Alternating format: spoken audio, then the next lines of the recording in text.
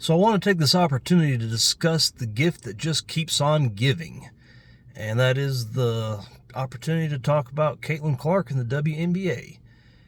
More specifically, the dichotomy between the WNBA with Caitlin Clark and the WNBA without Caitlin Clark, and even Caitlin Clark when she's not doing something for the WNBA, and the difference in the interest levels.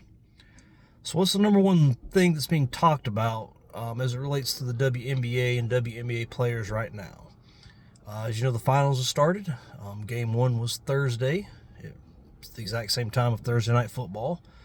Not very smart by the schedulers, although I will say they managed to eclipse 1 million viewers, which is a first for them for a long, long time. The first time they've had a million view game that did not feature Caitlin Clark in I don't know how long, or at least not a Caitlin Clark adjacent game with the lead in or anything like that.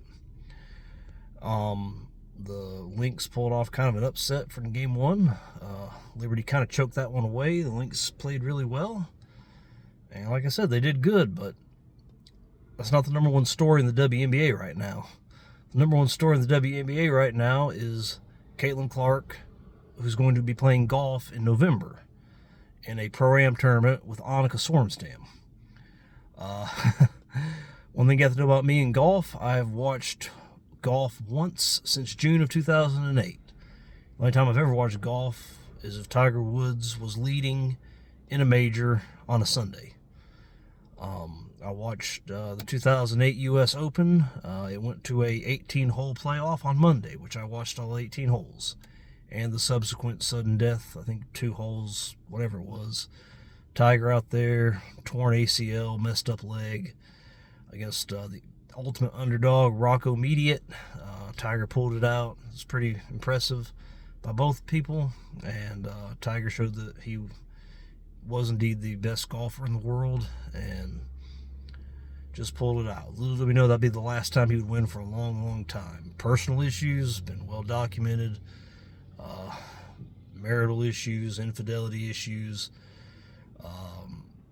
substance abuse issues with pills. Thought he was done. The one time I've watched it since then was the Masters in 2019, some 11 years later.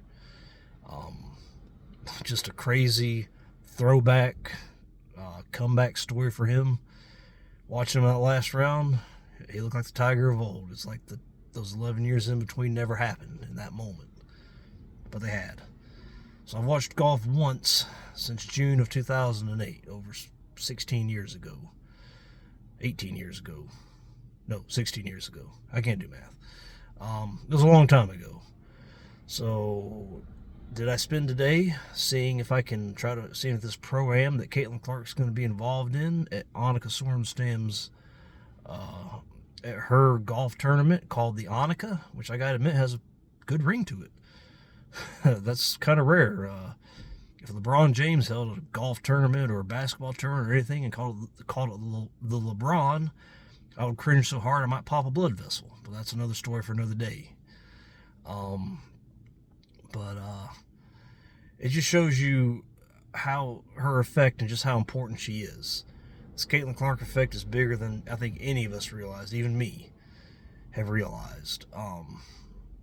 Like I said, I looked today to see if it was televised. I don't know if the program's televised or not, but if it is, I'm going to try to watch it, but I'll probably be at work, so I'll see if I can, I don't know if DVR is still a thing or not, but see if I can find a way to, see how she plays golf, just because it's interesting.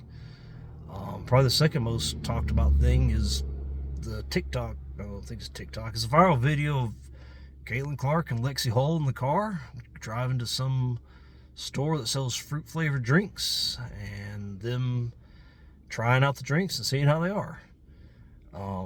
And just watching 2 women in their young 20s doing what women in their young 20s do, just being so normal and relatable.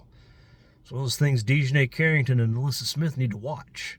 They've made their video poking fun, literally, at the eye poke Dejanay Carrington did to Caitlin Clark. It was a hateful action fueled by hateful emotions, and they're sitting there letting their hate continue for her and mocking it. So they're out there being hateful and giving into their hate and leaning into their hate, while Caitlin Clark's out there doing normal person stuff and having the time of her life, honestly. Look like she was having a lot of fun in that video. And now she's going to get to tee off in a pro-am, and I think she'll be doing it alongside Annika Sorenstam, who, by the way, is a legend. I don't watch golf, but I know Annika Sorenstam. I know that she's a legend. So I think a lot of WNBA players could really, really take a note from her, or take a lesson from her. A lot, especially the ones that seem to hate her for some reason. So that would be a good thing. And I'll tell you another thing. I don't know how much Gamebridge is paying her, but they need to pay her more. And also Nike needs to take note of how Gamebridge is using Caitlin Clark to promote their services, and they need to do the same. It's hard to believe Nike, the marketing juggernaut, has just absolutely lost it. They have shelved Caitlin Clark and put her to the side to promote Asia Wilson, somebody nobody wants to see, listen to, or be like. Or very few. It can be measured in the 5 figures, the number of people that would love to do that. But I didn't even know what Gamebridge was till this year. I saw that Indiana was playing in the Gamebridge Fieldhouse. I just assumed it was a bank and investment firm, which I believe that's what it is. I looked it up. Didn't come out and say it, but I'm pretty sure that's what it is, an investment firm. Obviously, it used to be Market Square Arena there in Indiana, which is famously where Michael Jordan punched Reggie Miller in the face, which is pretty awesome. I like Reggie Miller. I really do. I like his commentary. It's a lot of fun. I did not like him as a player at all. And when Michael Jordan, my favorite player, punched him, that was pretty awesome. Even though he got suspended a couple games for it, it was worth it. The old Market Square Arena. But I know that, Conseco, when they built the new arena, Conseco got the naming rights, then some other banking company, might have been Indiana Banking was the name of it. I can't remember the name of it. They took it over, and then Gamebridge. But it's actually had me looking it up. And the Annika is driven by Gamebridge. So Gamebridge, and they've signed Caitlin Clark to an endorsement deal, and they're using her in this pro-am. And now the program that they sponsor, the Annika, which already had a lot of attention within the golfing world because it's Annika Sorenstam, now has a lot of attention for people like me who don't really pay much attention to golf, just like a lot of people like me that have never paid any attention to women's basketball are now paying attention to it. The Caitlin Clark effect is real, folks, and it is stunning and amazing and quite honestly crazy. It just seems to reach new heights every 10 seconds, and here we are. I mean, her and Lexi trying out fruit drinks, and her being in a golfing pro-am with Annika Sorenstam. The biggest stories in the WNBA right now while the finals are going on and while they're drawing record ratings, even without Caitlin, showing that there is interest in the league. Seems like the Liberty and the Lynx, the two teams playing in the finals, have kind of been the two lesser offensive teams this year when it comes to the Caitlin Clark hate. I haven't really seen any from the Liberty. I know Minnesota Lynx, they're coached by Cheryl Reeve, who coached the Olympic team. There's a lot of controversy about Caitlin being snubbed off of that. And, Cheryl had to stand up for it. I don't know how much she had to do with the decision or not. That was not just her decision, I can guarantee you. I'm sure there's a lot of people, Diana Taurasi, who helped keep her off of that team. But, she had to stand up for her people. This is the people she had to go to Paris with and try to win a gold medal with, and they did. Somehow, despite their stupid decision. That's just how far ahead of the rest of the world we are in women's basketball. We could literally send our B team out there and get the gold medal. But seemed like ever since the Olympics were over, she changed her tune a lot. And I think she understands, I think I'm going to get paid. If I can coach another 10 or so years with Caitlin Clark and the attention she's going to bring and the media deals and the more money that's going to be brought into the league, I'm going to get paid. So thank you, Caitlin. So good for her for recognizing that.